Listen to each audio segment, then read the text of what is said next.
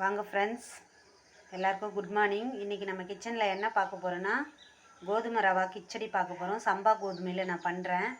சம்பா கோதுமை ரவை வந்து ஒரு கப் எடுத்திருக்கேன். ஆனியன் ஒன்று கட் பண்ணியிருக்கேன். பச்சை மிளகா ஒன்று வச்சுருக்கேன் காரத்துக்காக. கேரட், பீன்ஸு, குடமிளகாய் இதை வந்து ஒரு விசில் போட்டு வச்சுருக்கிறேன். நான் கொஞ்சம் வேக வச்சு இப்போது அரை வேக்காடு வேக வச்சுருக்கேன். இப்போ ரவையோடு கொஞ்சம் வேகும், அதனால அப்படி வச்சுருக்கேன். கருவேப்பிலை, கொத்தமல்லி, தாளிக்கிறதுக்கு கடுகு, எண்ணெய், கடலைப்பருப்பு, உளுத்தம்பருப்பு போட்டு தாளிக்க போகிறோம் நம்ம. இப்போ வந்து சம்பா கோதுமை ரவை கிச்சடி எப்படி பண்ணுறதுன்னு நம்ம பார்க்கலாம் வாங்க. ஸ்டவ் ஆன் பண்ணி பேன் வச்சு எண்ணெய் போடுறேன். இப்போ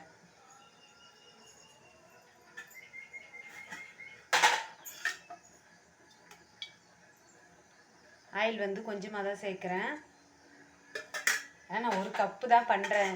ஒரு சிலருக்கு பிடிக்கும், பிடிக்காது. ஒரு சிலர் தோசை தான் கேட்பாங்க. அதனால் நான் கொஞ்சமாக தான் செய்கிறேன், ஒரு 2 பேர் சாப்பிட்ற அளவுக்கு.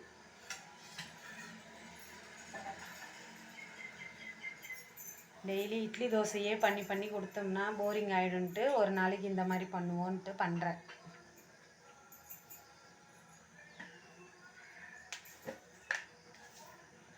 எண்ணெய் போட்டு காஞ்சதும் கடுகு போடணும்.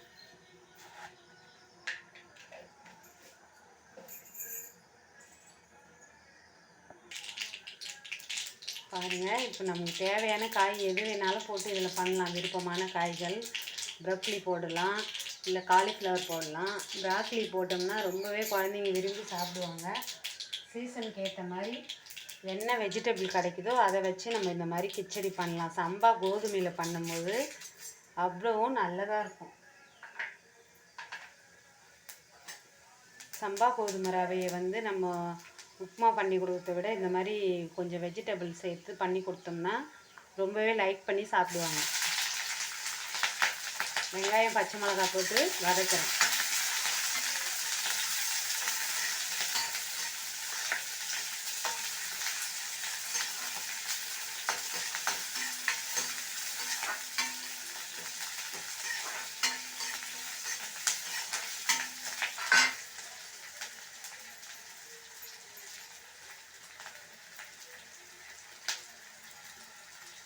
கொத்தமல்லி, கருவேப்பிலை போடுறேன்.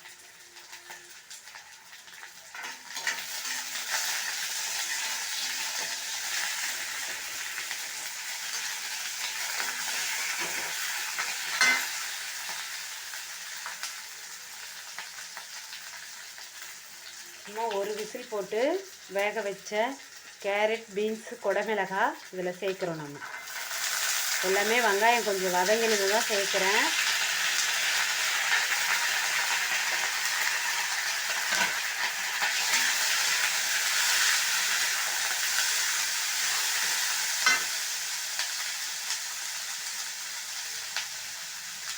புதினாவும் கொஞ்சம் சேர்க்குறேன், ஏன்னா கொஞ்சம் டேஸ்ட்டு நல்லாயிருக்கும் அந்த ஸ்மெல்லு ஆட் ஆனால். அதனால புதினாவும் கொஞ்சம் சேர்த்துடுறோம்.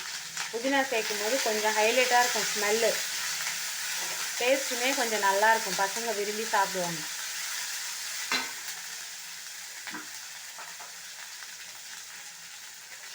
உப்பு தேவைக்கேற்ப போடுறேன்.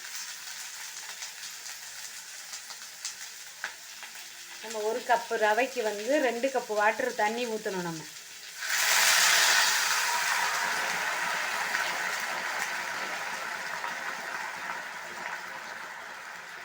கொஞ்சம் காய் நல்லா உப்பு காரம் ஊறணும் இல்லையா, அதுக்காக நான் எந்த கலருமே ஆட் பண்ணல, நேச்சுரலாக தான் பண்ணுறேன்.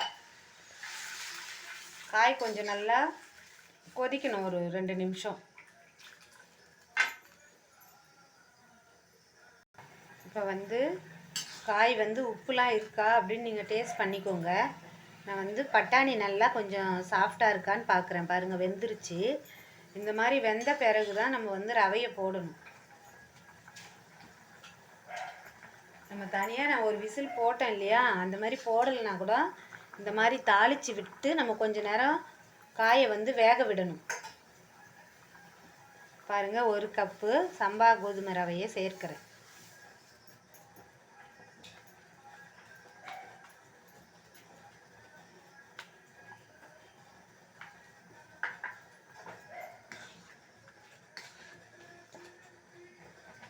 கொஞ்சம் சிம்மில் வச்சு, ரொம்ப சிம்மில் இல்லை, மீடியம் ஃப்ளேமில் வச்சுட்டு ஒரு தட்டு போட்டு க்ளோஸ் பண்ணிடணும்.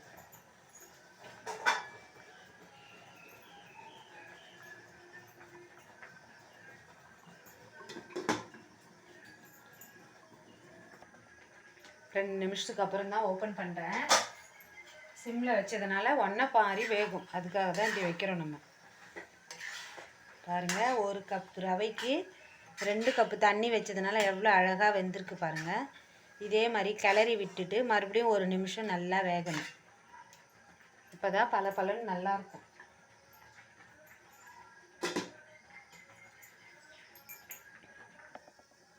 பாருங்கள் ஃப்ரெண்ட்ஸ், சூப்பராக ரெடி ஆகிடுச்சு சம்பா ரவை கிச்சடி. இந்த மாதிரி நீங்களும் வீட்டில் செஞ்சு பாருங்கள். ஹெல்த்தியான டிஷ் இது வந்து சம்பா கோதுமை ரவை உப்புமா தான். அந்த காலத்துலலாம் ஸ்கூல்லையே போட்டுட்டு இருந்தாங்க. ஆனால் இப்போ காலம் மாறி எல்லாமே மாறிடுது. ஆனால் இது ரொம்பவும் ஹெல்த்தியானது. டயபெட்டிஸ் இல்லை நம்ம நார்மலாக ஒரு 40 வயசுக்கு மேலே ஆகிட்டவங்க எல்லாருமே இந்த மாதிரி டிஷ் சாப்பிட்டிங்கன்னா அவ்வளோ ஹெல்த்தியாக இருக்கும் உங்களுக்கு. அதுக்காக தான் இதை பண்ணி காமிங்க. டெய்லி இட்லி தோசைன்னா எல்லாருக்குமே கஷ்டமாக இருக்கும். இப்போ பலன்னு எவ்வளோ அருமையாக ரெடியாக இருக்குது பாருங்கள். சம்பா ரவை இது கிச்சடி சாரி. இந்த மாதிரி ஒரு நாளைக்கு ஒரு வகை செஞ்சு குழந்தைங்களுக்கு கொடுங்க, நீங்களும் சாப்பிடுங்க. எப்பொழுதுமே நம்ம ஹெல்த்தியானது செய்யணும் வீட்டில் கிச்சனில். இப்போது பரிமாற தயாராகிடுது. டொமேட்டோ கெச்சப்போட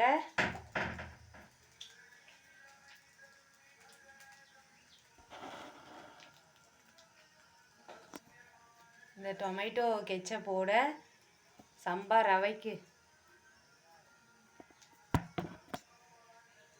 ரவை கிச்சடி ரெடி ஆகிடுச்சு. காலையிலேயே பிரேக்ஃபாஸ்ட் எங்கள் வீட்டில் சம்பா ரவை கிச்சடி.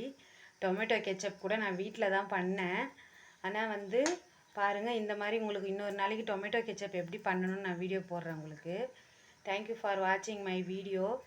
எல்லோரும் என் சேனலுக்கு சப்ஸ்கிரைப் பண்ணுங்கள். Bye friends.